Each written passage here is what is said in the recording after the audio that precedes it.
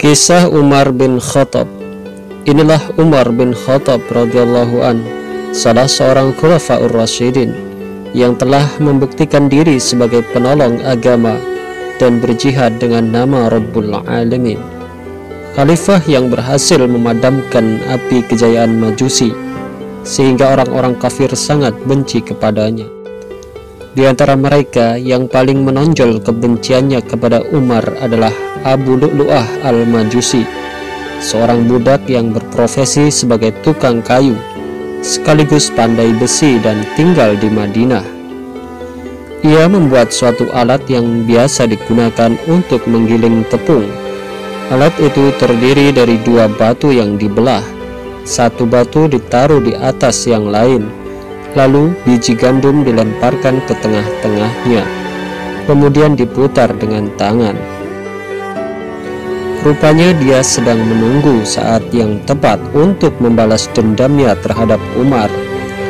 Suatu ketika Umar menjumpainya di jalan dan bertanya, "Aku dengar kau pernah berkata, kalau mampu aku akan membuat alat penggiling gandum yang digerakkan dengan angin.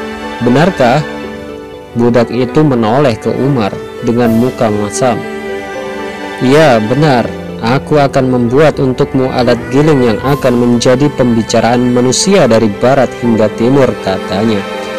Umar lalu berkata kepada orang-orang yang menyertainya, "Budak itu mengancamku."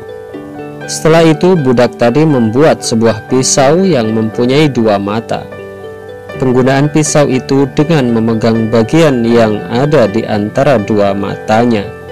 Jika seseorang ditusuk dengan satu matanya, maka akan terbunuh. Demikian juga bila ditusuk dengan matanya yang lain. Budak itu juga melumuri pisau tersebut dengan racun, sehingga ketika seseorang ditusuk dengan pisau itu, boleh jadi ia mati karena kekuatan tusukan ataupun kena racunnya. Hingga datanglah saat itu, ketika ia mengendap-endap di kegelapan malam. Ia bersembunyi di sebuah pojok masjid, menunggu kedatangan Umar. Ia tetap berada di tempat itu, sampai akhirnya Umar masuk masjid untuk membangunkan orang-orang untuk mendirikan salat. Lalu didirikanlah salat dengan Umar sebagai imamnya. Allahu Akbar. Umar bertakbir. Ketika ia mulai melantunkan ayat-ayat Al-Quran, budak tadi keluar dari persembunyiannya secepat kilat. Ia menyerang Umar dengan 3 tusukan sekaligus. Tusukan pertama mengenai dada, kedua mengenai perut, dan yang terakhir mengenai bagian bawah pusar. Umar menjerit dan roboh ke tanah. Dalam pada itu, ia mengulang-ulang firman Allah. Dan ketentuan Allah adalah takdir yang pasti terjadi. Al-Quran Surat Al-Ahzab ayat 38. Lalu Abdurrahman bin Auf maju menggantikan Umar untuk menyelesaikan salat jamaah tersebut. Sementara itu, setelah menusuk Umar, budak tadi menerobos ke barisan kaum muslimin dengan pisaunya yang diayun-ayunkan ke kiri dan ke kanan. Ada 13 orang yang terkena pisau itu. 7 diantaranya meninggal dunia. Lalu ia berhenti dengan menghunus pisaunya. Setiap orang mendekati, pasti diserangnya, sampai ada seseorang yang melempar sebuah kain selendang tebal ke arahnya. Budak itu terhuyung-huyung. Ia merasa kaum muslimin akan segera meringkusnya. Seketika itu ia hujamkan pisau yang dibawa ke tubuhnya sendiri. Umar sendiri langsung dibopong ke rumahnya. Orang-orang yang menunggui di sekitarnya menangis semua. Umar pingsan sampai menjelang matahari terbit.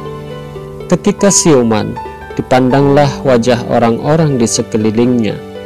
Pertanyaan yang pertama kali ia ucapkan adalah, "Apakah manusia sudah salat?"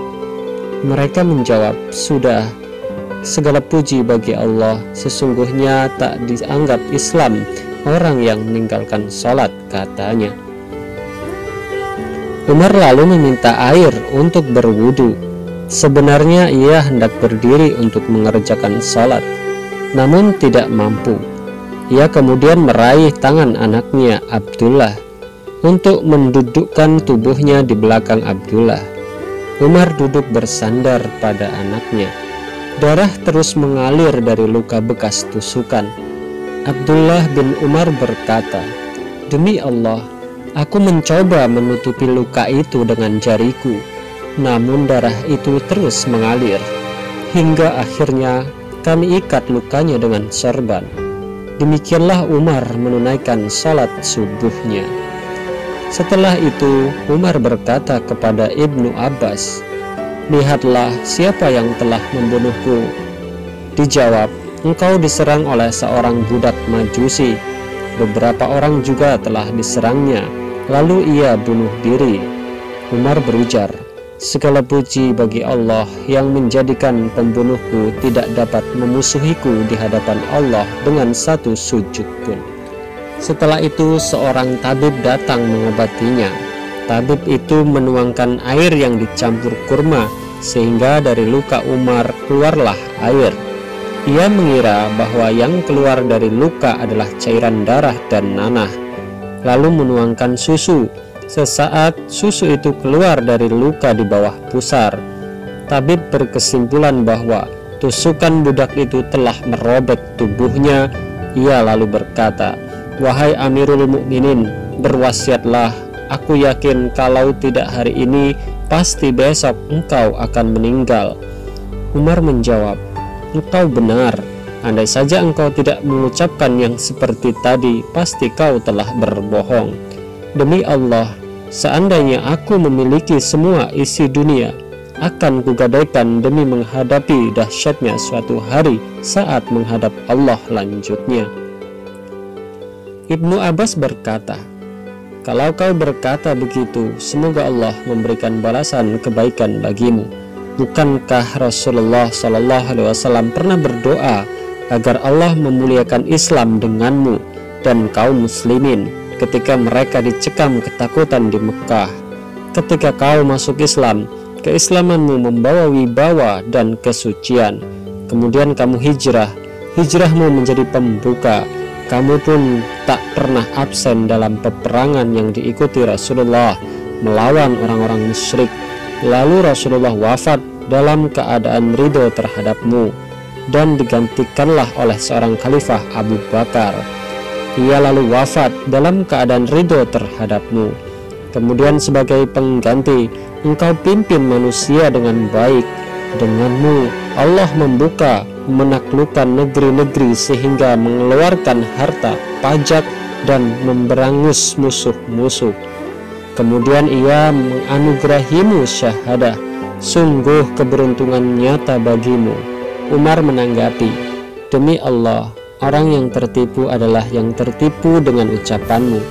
Apakah engkau bersedia menjadi saksi atas semuanya tadi di hadapan Allah kelak ketika bertemu dengannya?" "Ya," jawab Ibnu Abbas. Bahagialah Umar. Ia berkata, "Ya Allah, segala puji bagimu." Kemudian orang-orang berdatangan dan memuji beliau. Tiba-tiba datanglah seorang pemuda dan berkata kepadanya, "Berbahagialah engkau wahai Amirul Mukminin. Kau menjadi sahabat Rasulullah, kemudian menjadi khalifah yang adil, lalu mati syahid." Umar berkata, "Aku cukup merasa senang ketika keluar dari dunia dalam keadaan telah melaksanakan semua tugas. Tak perlu tambahan pujian bagiku." Ketika pemuda itu pergi, kain yang dipakainya menjulur ke tanah. Umar meminta pemuda itu didatangkan kembali kepadanya.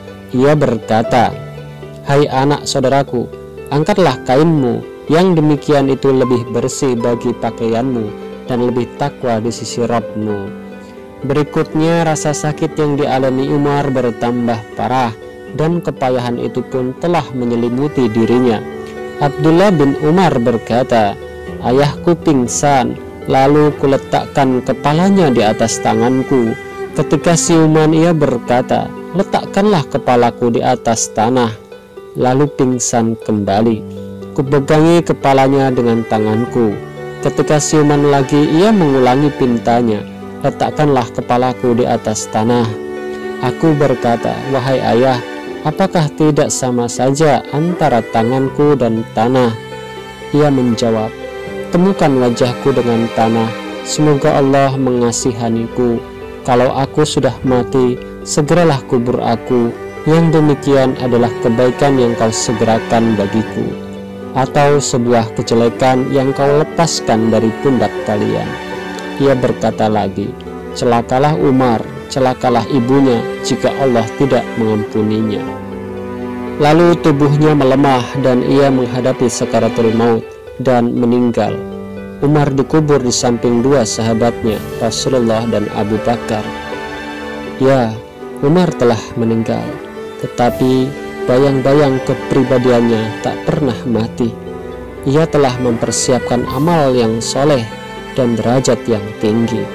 Tilawah Qur'annya menemaninya di alam kubur. Demikian pula dengan tangisannya karena takut kepada Allah. Salatnya melindunginya dari dahsyatnya alam kubur dan jihadnya telah meninggikan derajatnya.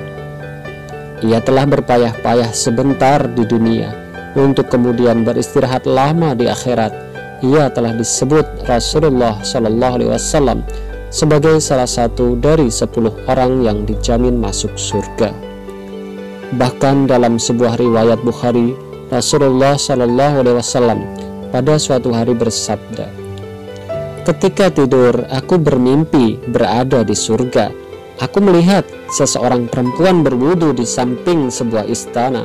Aku bertanya, milik siapakah istana ini? Kemudian dijawab, milik Umar. Lalu disebutkan kecemburuannya dan aku lari daripadanya.